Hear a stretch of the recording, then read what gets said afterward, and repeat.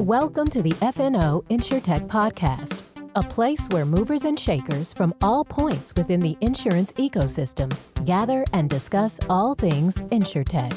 We talk about how technology and innovation are affecting and driving change in the industry. Here are your hosts, Lee Boyd and Rob Beller. Hey, podcast world. Welcome to another amazing, remarkable, I don't know how to describe this Big episode. Big Big deal. deal. Thank you. Big deal episode of FNO InsureTech with your host, Rob Beller. And your host, Lee Boyd. The other guy. Also known as the other guy. That's okay. Dude, you have a title. It's the smart one. Yeah, I thank you for giving me that. And you're the good looking one, is what I've been told. I prefer cute, but Cute. Sorry, you're the cute one. Yeah. But the difference is that if you're smart, it's because you made yourself that way. If you're cute, it's just, It's genes. a God thing. That's right. It's just Your good luck. God-given cuteness. Good luck. And if anybody wants to see the definition of luck, look it up. And there's my picture in the dictionary. Because I'm incredibly Urban Dictionary, lucky. right? Let's hope not. I can't imagine where my picture would be in that. But moving right along, we have with us today, like we were saying, a legend. a legend. Yeah. A legend. And if you're very far outside of the insurance business, you might not know of this legend. Like if you're a tech founder, you might not know of Julie Rochman. If you're a VC, you might not know of Julie Rochman.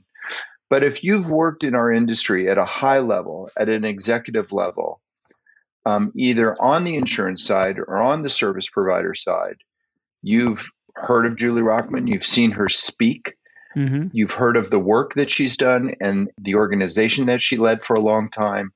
And ladies and gentlemen, because we love you, we have her on the podcast with us today. Yeah, we are so honored to have her. Julie comes on.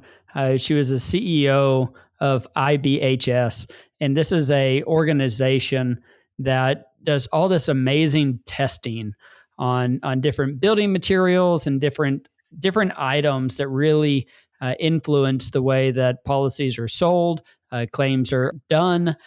She is a very influential person in the insurance space, and she has since retired from that. And we're going to get to hear about her time there at the organization, and then we're going to get to hear about what she's been doing since she retired. It's going to be a great conversation. It's going to be a great conversation, and this is a woman who's even in retirement is sought after by many different parts and pieces of the industry still today. Big and names. It would behoove anybody, any of our listeners, to be able to hear what she has to say, her thoughts and her insights into the business. So without further ado, we will get to our interview with Julie Rochman, former CEO of the Insurance Institute for Business and Home Safety, and now just all around wise and smart person in the insurance industry.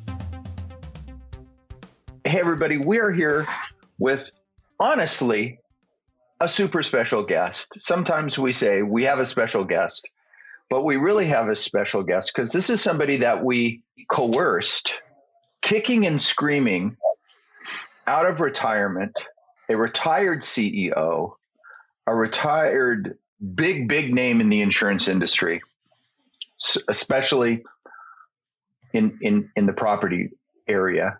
And we have Julie Rochman with us today, coming to us from Albuquerque, New Mexico, one of my favorite places, and here to talk about her experiences, her life, and her contributions to the insurance space.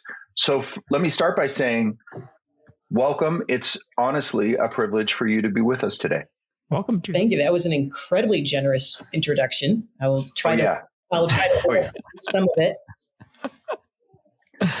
We're very excited to have you on. That's because when it's over, I'm hoping that there's some like IBHS swag that you can send me. Oh, I do have a tumbler that I'm drinking out of that has the. It's got it all on there. Yeah. I'd be good with that. I'd be good with that. He'll take anything. So welcome. So you're coming to us from Albuquerque, New Mexico. Is this a recent place that you live, or how'd you end up there? When I retired, we sort of, tried to figure out what does your next chapter look like. And so we did what we usually do in my house, which is have a glass of wine and take a road atlas out and start looking at places where you might like to live. And we just ended up through all sorts of screens and gates and filters here in Albuquerque. And we love it. Albuquerque. First off, you had an atlas. That's pretty nice. I'm old school. My brother is about to move to Las Cruces. Oh, wow. Okay. Yeah. So there's a lot going on in New Mexico. It's a happening place. The land of enchantment and enchanting. It's very enchanting. So contrary to what this podcast is sounding like right now, we're not having you on because you're a resident of New Mexico. Which does sound fun. Or to promote New Mexico. You're on with us today because of your background in the insurance industry and the unique place and position that you are in, and how all that kind of wraps into InsureTech today. So let's take a couple steps back to the early to mid 2000s and tell us the beginning stories of IBHS. So let's start by identifying what IBHS is. IBHS is the Insurance Institute for Business and Home Safety. It used to be, many years ago, the National Committee on Property Insurance, and then it had another name, and then it became IBHS under my predecessor, a very wonderful guy named Harvey Ryland. And then actually, I added the word insurance. It used to be just Institute for Business and Home Safety, but every time we would go out with a report or some data, people would say, aha, it's the insurance industry. And we'd say, yes, it is. Who cares? So we just put the name insurance at the front. Some people like to call it IBHS. I just said the I got thicker and taller and more muscular. Capital I. Yes. How did you end up there? In the top job, right? Yeah, the short version is that I had worked at the Insurance Institute for Highway Safety, ran their communications and was on their board. And then I went to the American Insurance Association. And while I was there, the industry decided they wanted to take an IIHS, applied science approach to property, the same way the industry had been very successful in driving down losses on the vehicle side. And I think that what happened was a bunch of people looked around and said, who is stupid enough to want to raise a ton of money and build this lab? And they kind of landed on me. So I was drafted. I really didn't want to move to Florida to run the organization. But I will say that some of my mentors in the industry, including Brian O'Neill at IHS and Bob Bagley at AIA and all sorts of people, just kept calling and saying, just talk to them, just talk to them. And I talked to them, and it was such a wonderful opportunity to wreck more things in the name of science and really build something that was going to have an impact, a lasting impact. It was really just impossible to say no. Yeah. So just share with us for a minute why the IBHS is important and who is on its membership rolls, so that our audience can understand why the organization really matters. Okay. Well, let me take a brief step back and say that if anybody knows Underwriters Laboratories in our industry, you should know that underwriters literally means underwriters. That was like the original, the OG InsureTech, right? I mean, UL was designed to test and to advise and to, make things safer, consumer electronics, and then they've expanded over the years. And IBHS kind of lines up next to Underwriters Labs and FM Global and other incredible science organizations that our industry has supported. It's important because we're the only industry that looks at science and risk reduction in a way that benefits our customers, right? If our customers win, they're not hurt, their property isn't damaged or destroyed, the industry wins as well. It's a twofer, same as on the auto side. And the insurance industry really had fallen kind of away from our traditional partners in safety when it comes to property, like the fire services. We just weren't as close as we used to be with them. We really weren't participating in building codes or building standards like we should be. And what IBHS has done through the construction of the lab that we built and all of our field work and our data is that we've gotten the insurance industry seats at very important tables that are making determinations about the future and the present of both residential and commercial property. And our voice should be loud and proud. We just didn't have the data or the standing to be at those tables, and now we do. Name some of the members of that organization. I would say among the top 20 insurers in the country by net written premium, there are probably 17 of them there. It's easier to name the exceptions, but I will say that the companies that really stepped up and helped IBHS when we were transforming the organization from something that had been a little sleepy into something that was a lot more muscular and active. That was State Farm, it was Nationwide, it was Farmers, it was USAA, it was Renaissance Re. I should mention we have both primary and reinsurers as members, as well as risk it really is a broad swath of the industry. When you walk into the lab, we actually have a wall in which we put the logos of the 60 or so companies in the industry who financed the $40 million cost of the lab. And it's really impressive. It's nice to see a cross-section of farm bureaus and mutuals and large Eastern stock companies and 100% commercial carriers, 100% residential carriers. I mean, you see Zurich and USA on the same wall, you know you've got something going. Absolutely.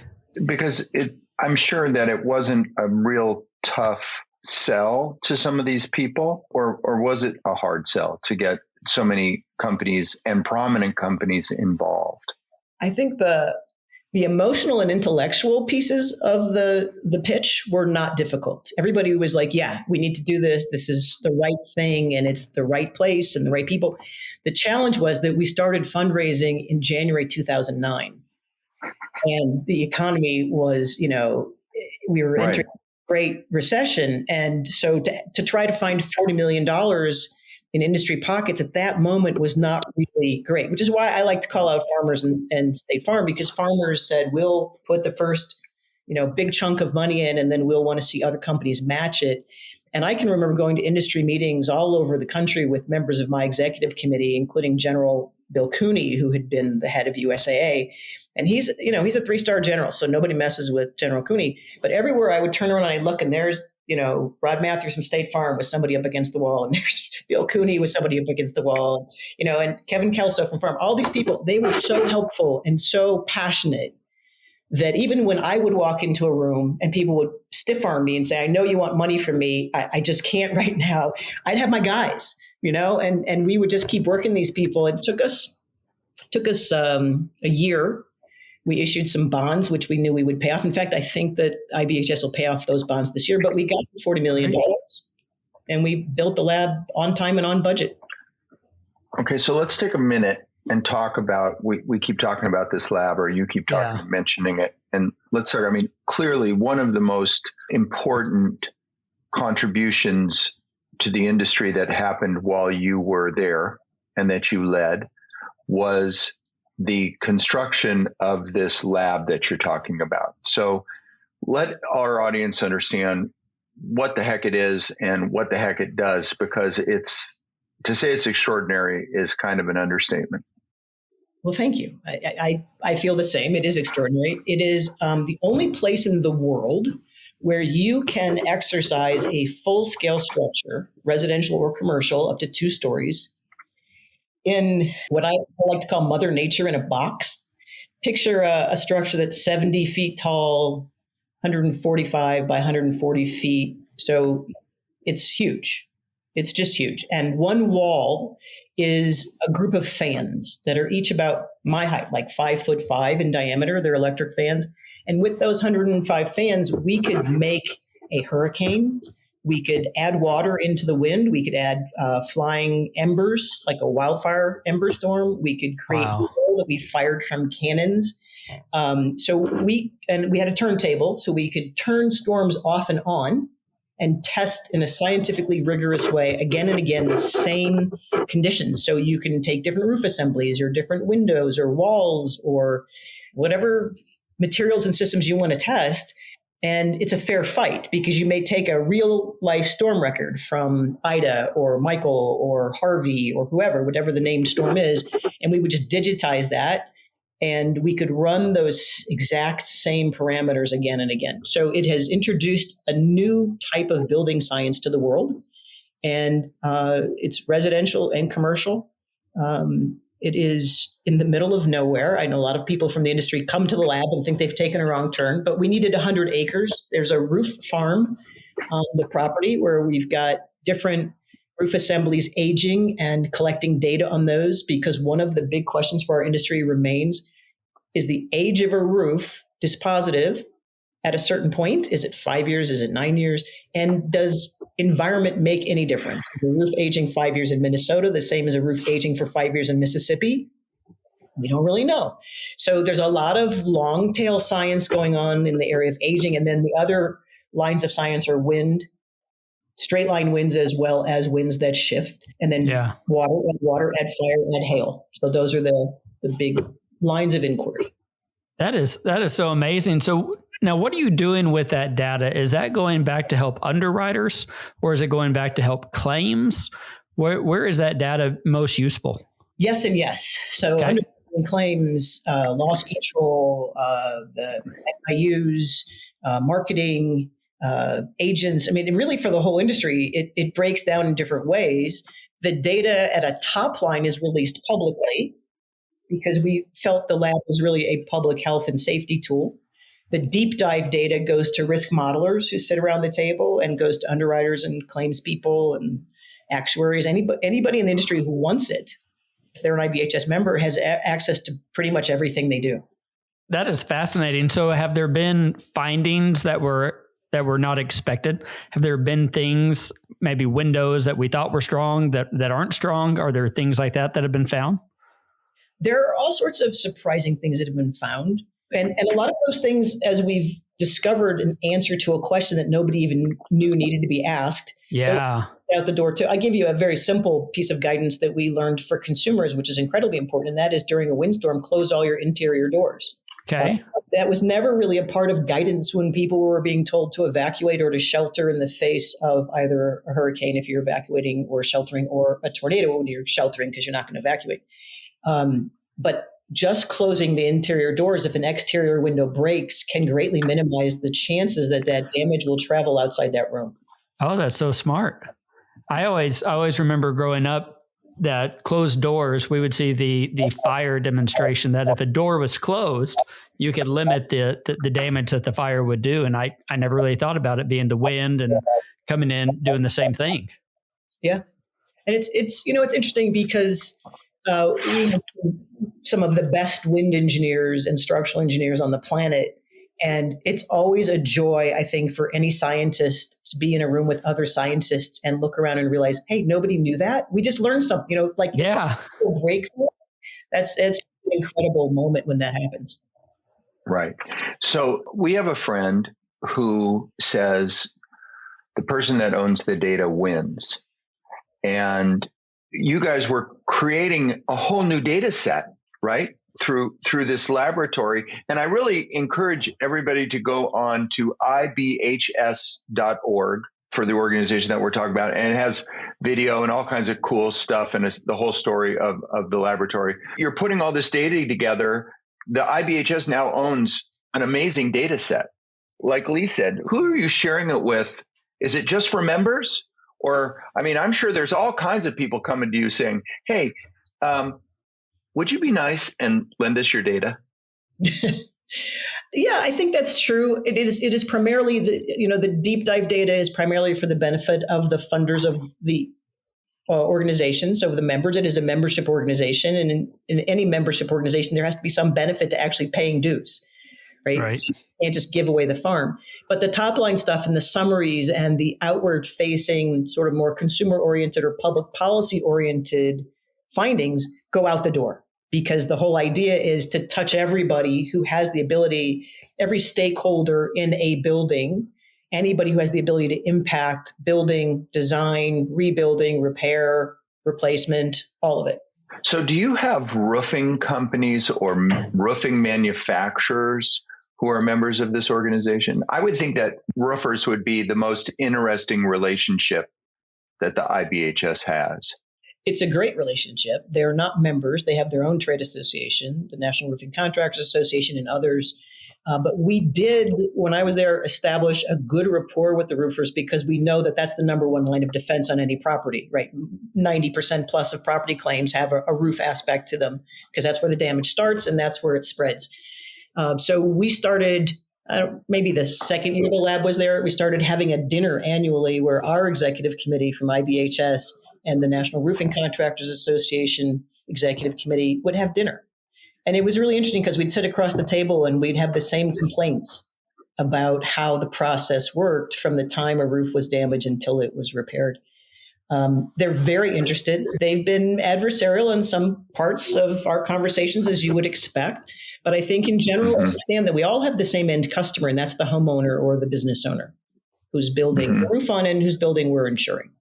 So at the end of the day, we want a lot of the same things. But weren't in some ways they may be concerned that this multi-billion-dollar industry was going to be that the revenue would be negatively affected if roofing science got better? Yeah, that's a good question. They'll sell fewer shingle squares, or they'll replace. Right. Yeah, absolutely. But I think what we got them to understand is they also had a public relations problem that we could help address. People don't really want somebody climbing up on their roof and telling them they need it to be replaced when it doesn't.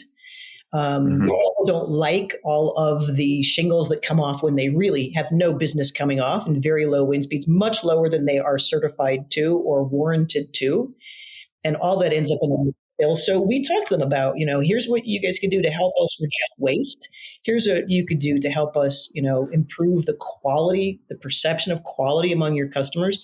And some roofers, the same with some automakers, were on board first with IIHS. There are some roofers who were, I think, at the table just to monitor and kind of watch and play defense. And there were other roofers who were there and realized that there might be a really good niche for them in the market if they could create a more hail-resistant product. And if IBHS would test it, for example, and then say, hey, this product is actually, pretty resilient, that would be good for business. So, they're differently situated.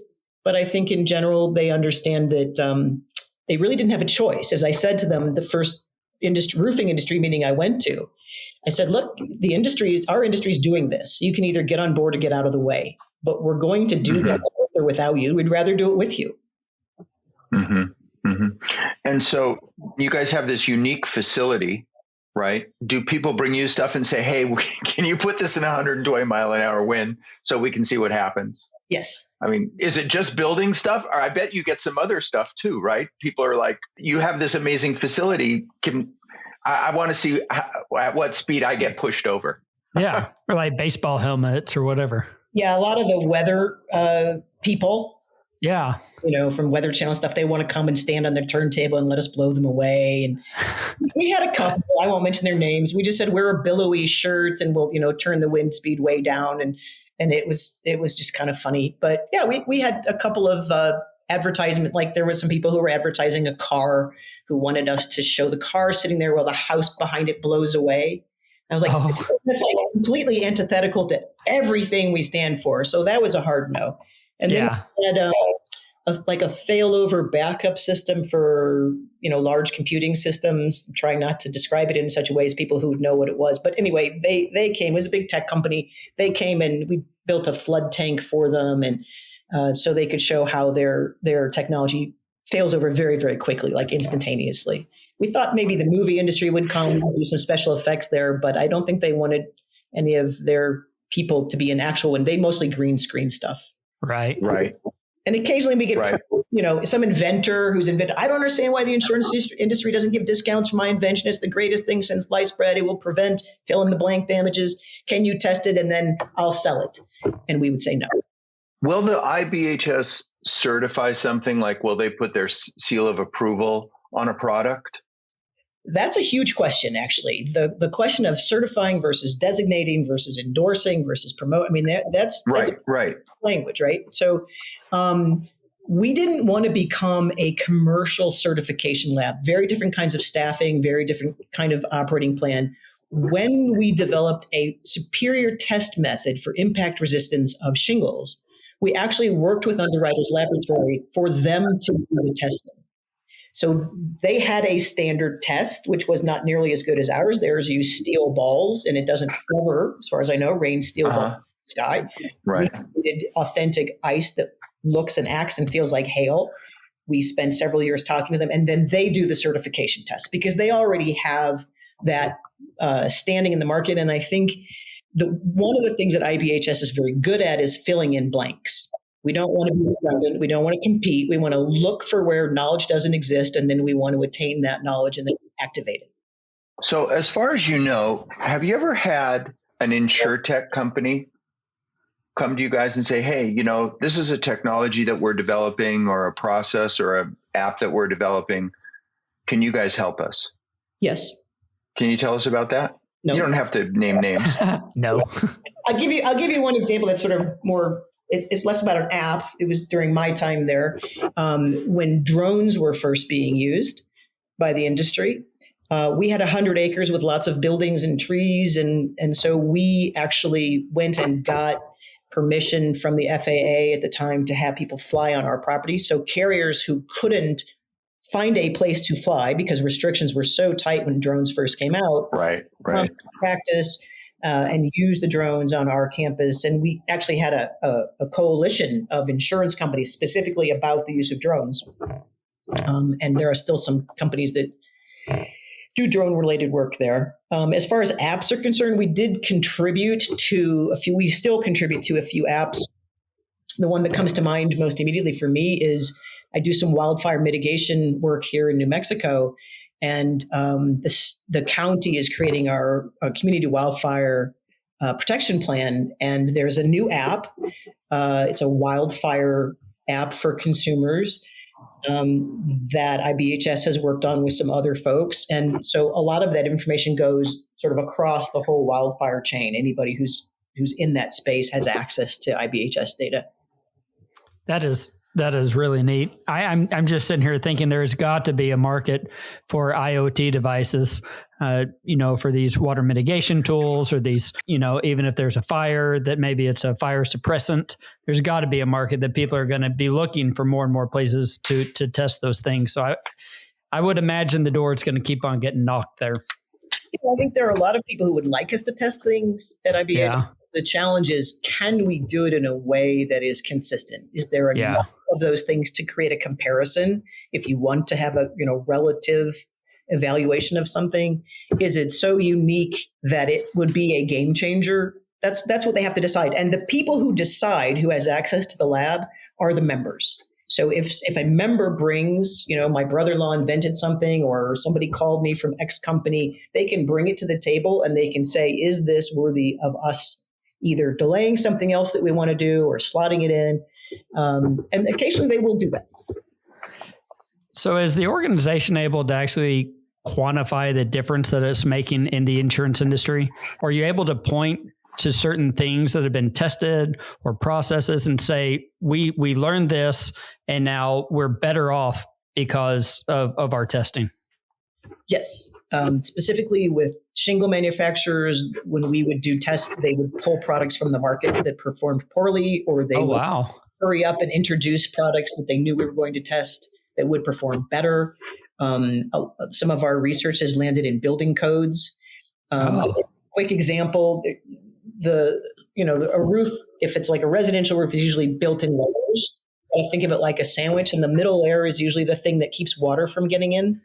So not the deck, but some sort of cover over the deck, because if it's OSB or plywood, there's little spacers so that it can, as it heats and cools, it can contract and expand. The layer that people would put on top of the deck and under the shingles used to be called a secondary water barrier. And that sounds like, well, you've got something else helping you. It's secondary. It's not important. So we sat around one day and came up with the term sealed roof deck instead. Okay. It wasn't technology, but the words were important.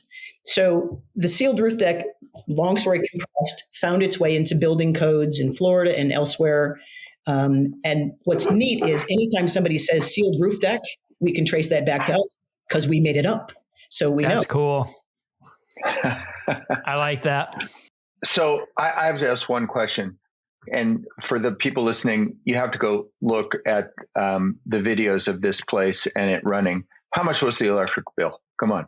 Let's talk about the electric bill.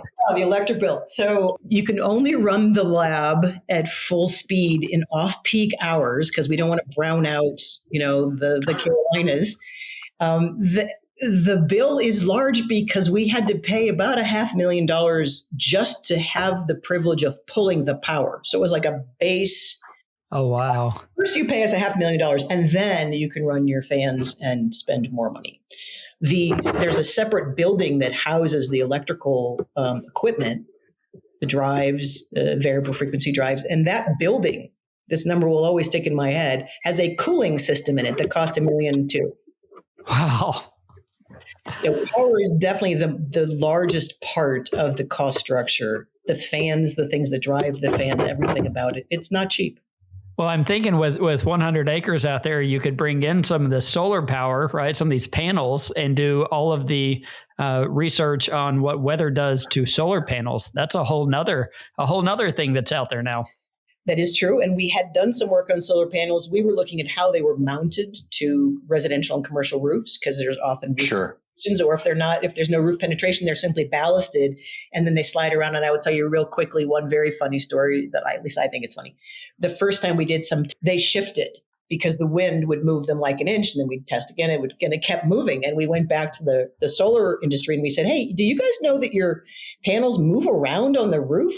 And they could tear the roof cover. And they're like, yeah, there's a cord. I mean, it's okay if they shift a little. We're like, no, you're missing the point here. It's not that they won't work if they move. It's that they're causing damage if they move.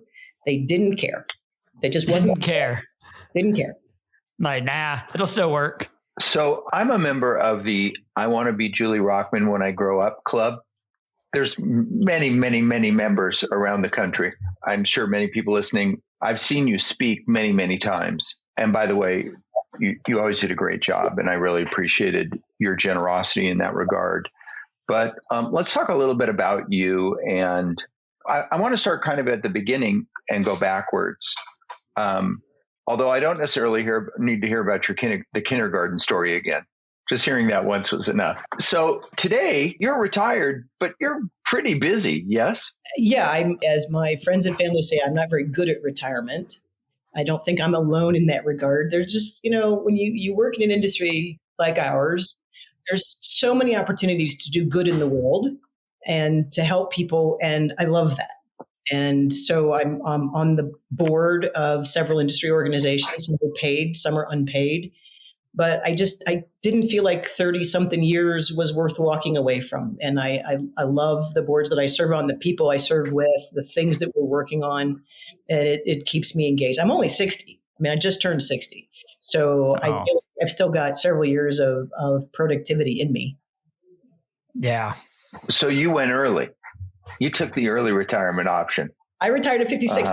I don't think I would have retired then other than, there was a guy who ran IBHS ahead of me and he retired. And I had a very strong vision backed by my members about what we were going to do. We did that. We executed on that vision. We did basically everything they hired me to do. And then about 11 years in, I looked around and I thought, I can see the next hill that we need to take. I just don't know that I'm the right person to lead the charge. So I went to the board and said, I think it's time. It's been 11 years. We probably need somebody else with a different lens than I have. Wow. That's cool. Very good for you. Forward thinking that. Yeah. But I do totally get that. I mean, and like in insurance today, for example, you're on EagleView, and anybody who's anybody in our industry, whether you're an InsureTech or not, knows EagleView. They're a very early entrant to the InsureTech world. What value do you bring to a board like EagleView's? Well, EagleView is owned by private equity firms. And so their board largely comprises people who come from private equity. I am the only, now Rishi Daga, who was the CEO, who is now retired off of that board. As the CEO, is another external director. But prior to that, I was the only external director who comes from the insurance industry. And Rishi doesn't really come from the insurance industry. He's learned it. He's very fluent. But what I bring is that perspective of the customer and deep knowledge about certain things, broad knowledge about others. Mm-hmm. Is that what attracts people who ask you to be on their boards? Is that strong insurance background? Yeah, without exception. I think the fact that I was a CEO helps because, and I'm a huge believer that women need to serve on boards. And when I announced I was retiring, people would say, "What do you want to do?" I would say very clearly, "I want to be on boards." Because I think women's voices need to be heard. And I think that the insurance industry's voice needs to be heard. And having that perspective of working in property casualty for, forever. I worked on comp issues and I worked on property and auto and superfund and asbestos and terrorism, so I really do have, I think, a fairly good 360-degree view of the industry. Well, I think it's so important because so much private equity is out there and the boards are, a lot of times filled with private equity members and things like that. They need that voice. They need the voice that's been around, something like yours that's not just been around, but actually tested products and knows these people in these certain roles at insurance companies. It's so important. So I could imagine that there's many boards who are knocking on your door. Yeah, I'm starting to say no. Actually, I'm probably going to come off of at least one of the boards this year because there's some other stuff I'd like to do. Well, don't go too quickly because Lee and I didn't want to tell you, but we're going to ask you to be on the F&O InsureTech board. That's right. Unpaid, of course. No, in fact, you have to pay us. You have to pay us to be on it. We weren't going to do that on the air, but I think that everybody should know in full transparency that. Yeah, we don't want to put you on the spot or anything, but. No, you can think about it, but as long as we have an answer by the end of the episode, that'll be fine. But seriously, so how is that different, or is it any different from like you're on Plymouth Rock's board, and Plymouth Rock is an insurer. I mean, they're a home insurer. I don't know what other lines they have, but how do you help them? Same kind of way? No, because Bill Martin, who's the CEO of the home assurance company, which is Bunker Hill and kind of rolls up. Bill is one of the smartest guys I ever met in the industry. He was on my board at IBHS when I knew him from Farmers. I knew him from bankers. I have so much respect for him. I think that's sort of a different kind of a seat for me because they're so fluent in insurance. But I understand things that impact their business in different ways. So whether it's weather, supply chain, different kinds of vendors, it's sort of like I have one foot in their world and one foot not in their world. And so I bring a different perspective. Their other external board member there is a guy who is a meteorologist at MIT. So I think Carrie Manuel, who's huge in the weather world. And I think so the two of us kind of form a little weather coalition on the board. Now, working backwards a little bit, you're at IBHS, long run there, undisputably successful run. Congratulations on that. How did you get there? What were you doing? You mentioned a little bit before, but I mean, what was your spot in the industry? It wasn't as this maven of building materials, was it? No.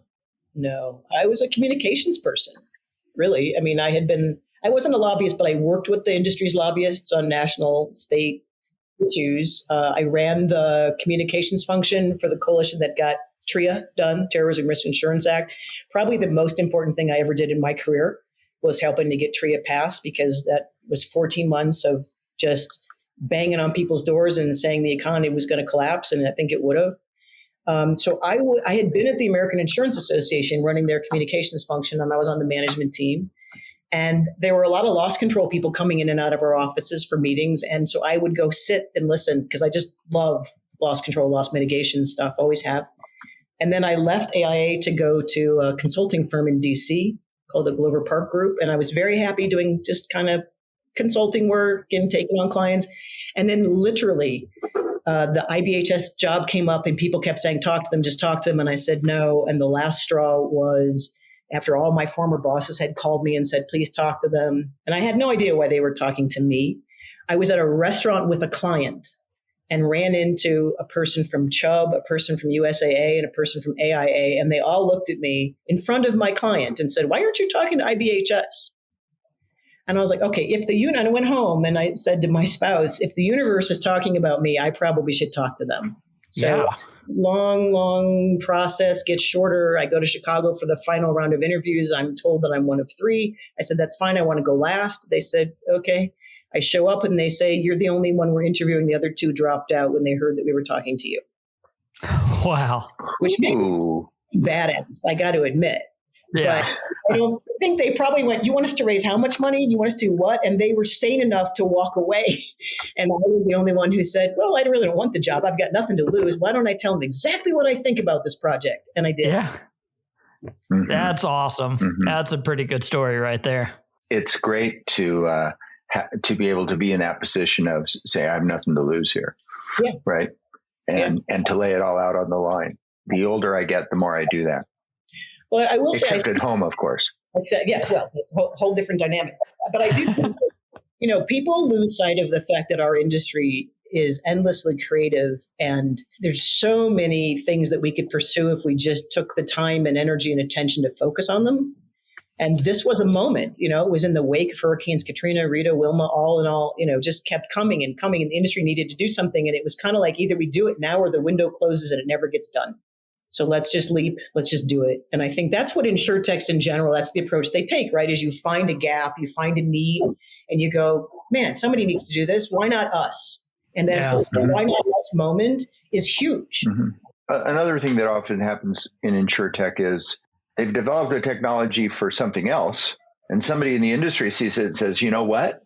That'd be great here in the insurance industry. And so people pivot to it. So in the couple of minutes we have left, let's talk about InsureTech directly. And you've been around, you have a lot of wisdom. Share your thoughts with, we're on video with Julie, and something just happened that was super disturbing. I'm gonna say she has her dog on her lap, and it's incredibly cute. I'm gonna try to regain my composure here. Sorry. Center. So share with us some wisdom that you have to share with InsureTech's people, men and women who are coming in through that direction from the technology side into the insurance space.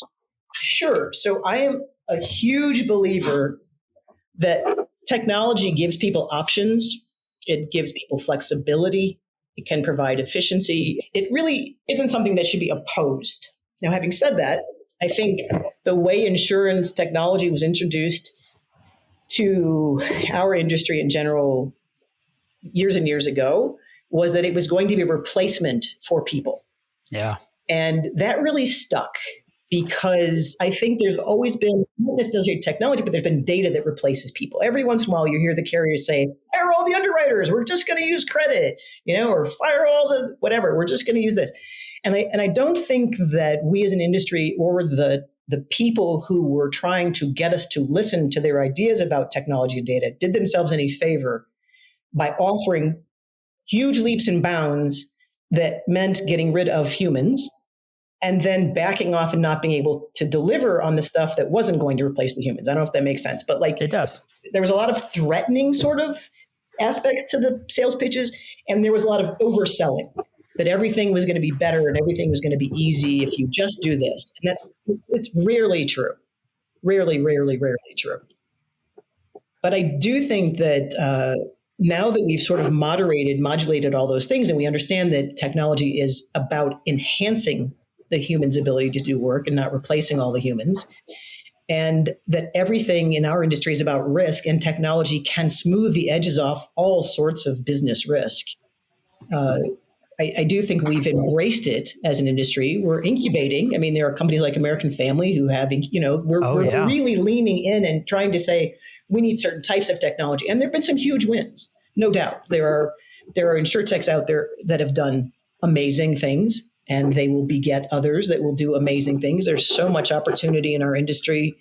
I think we've really just scratched the surface on the types of things that we can do on the property and the auto side in particular. It's remarkable to both Lee and I, the amount of opportunity. Because like what you did, and I think you said it early on, you guys had a problem that you wanted to solve, which is frequently what we hear from technologists that we have on the podcast, is they saw the problem or they understood a problem and they went to solve the problem. There's so many problems that the amount of opportunity is just stunning. But I think you're right about that. InsureTech hasn't cleaned out the offices of the insurance industry. No, and I think the other thing is, if I had one piece of advice for InsureTech people when they are pitching, It is don't assume you know everything just because you're in tech. The insurance industry has been around for hundreds of years. It's a very specific type of function. It is very complicated. If it was easy, other people would be doing it, and other people have tried, like doctors. When the med-mal crisis came up, a lot of doctors said, "Oh, let's do our own insurance companies." It's harder than it looks, boys and girls. It is not for the faint of heart.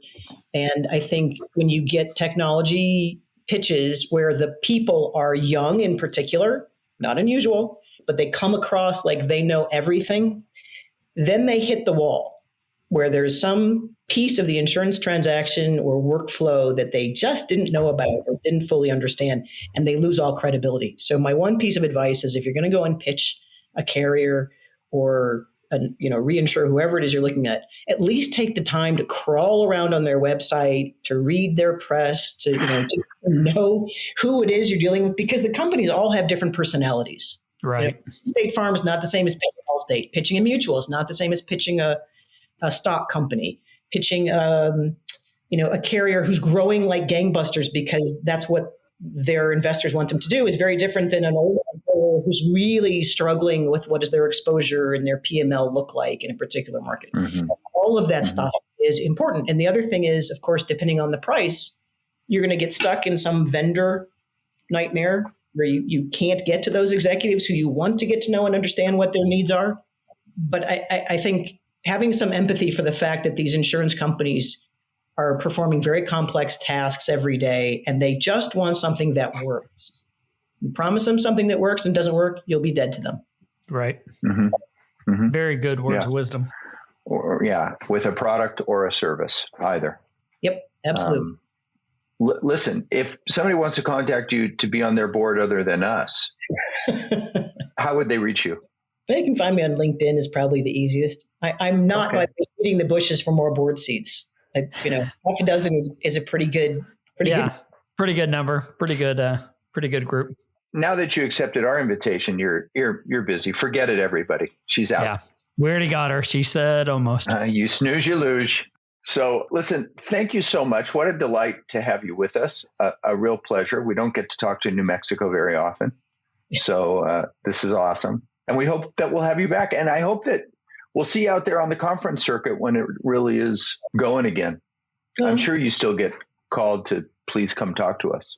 I do. I'm actually going to be in Texas next week at a meeting for Solera, which is great. Another InsureTech. I'm on their advisory board. But I really appreciate you guys reaching out. You have a really entertaining podcast. I will say I have gone and listened to several episodes, and I'm thank you. Among the people that you wanted to have on. Thank you. Thanks so much. Thank you, Rob. Thank you, Lee. Appreciate it. Lee, I don't know that a lot of people who listen to our podcast might appreciate this, but Julie's kind of a legend in our industry. And so it was a real honor and privilege to have her with us today. I would agree. I mean, her stories about all the things that she's been a part of, she is really out there whenever she was the CEO, right? I mean, she was changing the way that the insurance market looks at products and weather. And now she's continuing to change the way that different companies are looking at insurance and how they're innovating. It's just really a great time to get to visit with Julie.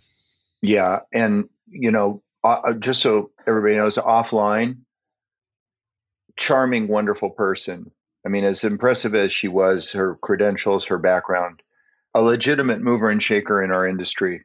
And we thank her so much for being with us today. Very lucky to have her on. Thank you, Julie.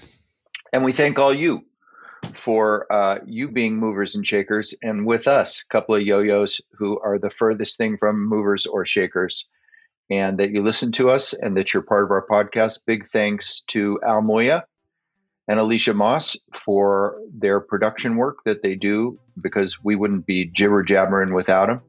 And a thanks to my co-host, the one and only Lee Boyd. And we'll let him take this home. Go ahead, Lee. Goodbye, everybody.